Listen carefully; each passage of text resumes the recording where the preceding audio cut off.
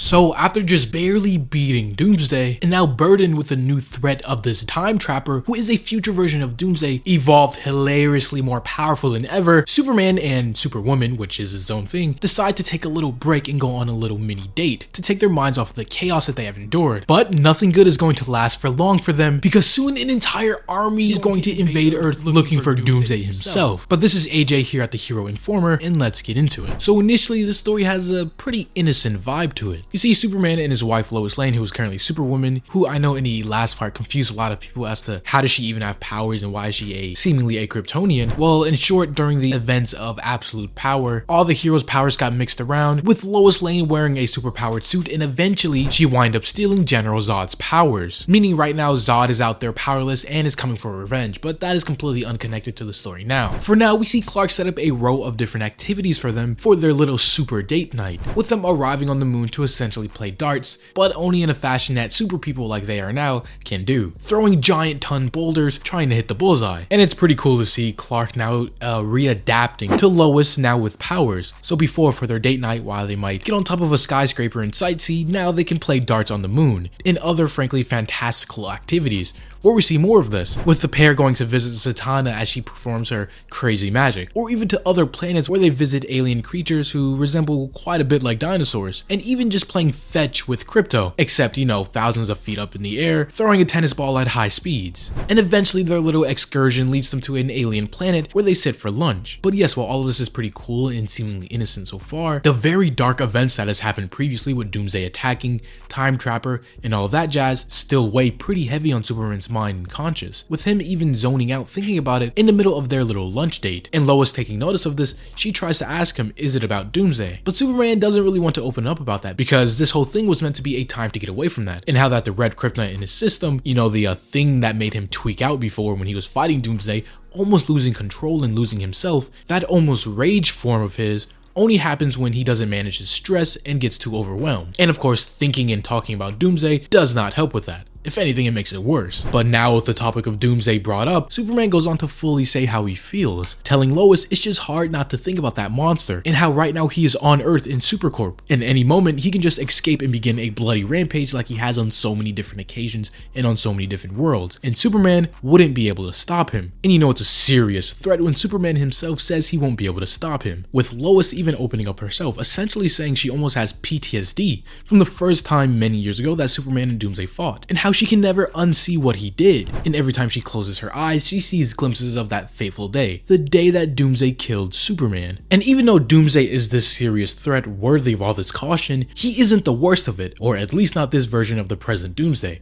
No, the real threat they have to worry about is the future Time Trapper, a Doomsday that is so hilariously more powerful than anything that him or Superman is currently, with Superman even going on to tell Lois that the Time Trapper warned him of Doomsday's return, and how he was going to be the harbinger of a lot of horror coming to their lives, with Clark finally telling another soul of what Time Trapper told him when he froze time, him telling and revealing to Lois what the Time Trapper's plan was. As he goes on to say, Time Trapper wanted me to end his life so that he can evolve into the god of all time and space, becoming even more powerful than he even was now. And the fact that if Superman doesn't help him, Time Trapper will force him to watch everything he loved end. And Superman, being the unending, unrelenting force in the universe, will be alone forever. And yes, while Lois does think this is pretty dark, she doesn't have the same grievances that Superman does, with her saying that nothing is forever. But Superman, after everything that he has been through, everything that he has seen, the almost impossible situations that he has found himself throughout the years, he questions if maybe she is wrong and maybe he is. Maybe he is immortal. Maybe he will have no choice but to watch everything he loves crumble to dust over the billions of upcoming years. Because of course, Lois Lane, having a human mind, has no comprehension of what forever may mean, or someone like Superman with the immortality that he may have. But before they can continue down this line of thought and in their conversation, they are interrupted by one of the locals on this planet that Superman knows, as she comes rushing in asking for help. Because of course, even during their supposed date night and time off, there is always people needing to be saved throughout the universe, and there's no way someone like Superman, and extension Superwoman, can ignore the call for help. And so with that, they rush off towards the battlefield to fight this little war. And while that whole thing is going on light years away, we move back over to Earth, Earth very briefly just to see an interesting interaction with Doomsday himself, who is currently unconscious, being held and captured, and while he is here we get a little glimpse into his head, where we see what this giant beast Doomsday is dreaming about, with him going on an endless rampage, taking a page out of Doomguy's book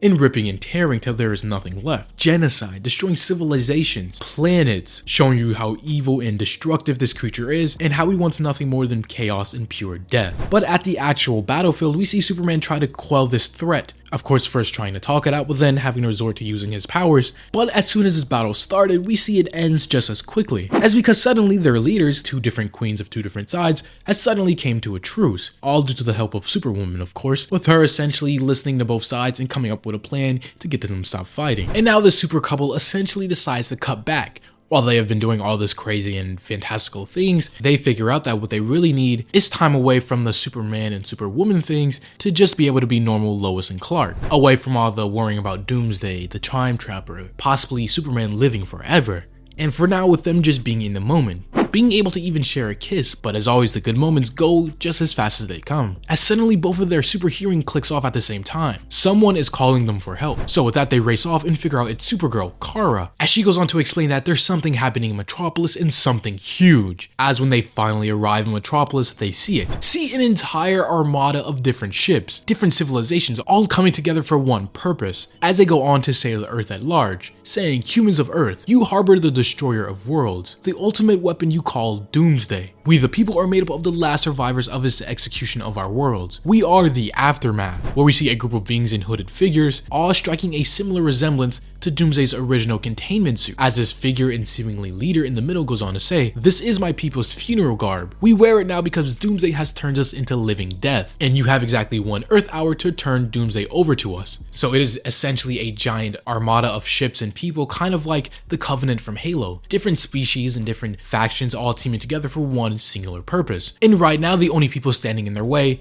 are a couple of super Kryptonians. And if they are prepared to deal with the Doomsday, surely they have something that might even take down the Man of Steel himself. Because as his leader continues and goes on to threaten Superman, he tells them to deliver Doomsday to us, or they will do the same thing that Doomsday did to them. Kill everyone on their world. So it seems Superman is stuck in between a rock and a hard place here. Does he fight against this armada and protect Doomsday, one of his worst enemies, who even seemingly killed him in the past? Or does he just willingly give up that monster that is Doomsday and let these wronged people finally get some peace against the creature that devastated their homeworld? That is a dilemma that Superman is going to have to figure out in the next one as this issue and video comes to a close. So yeah, that was the 3rd issue and part in this new Doomsday arc. And in my opinion, obviously yes, this was a filler issue in video, but it sets up the next one to be pretty incredible, especially with the fact that we may see Superman be forced to team up with Doomsday to fend off these attackers. Basically the enemy of my enemy is my friend type of deal. If you have enjoyed, leave a like, or subscribe if you're new and want to see more type of content like this. As always, this was the Hero Informer, and thank you for watching.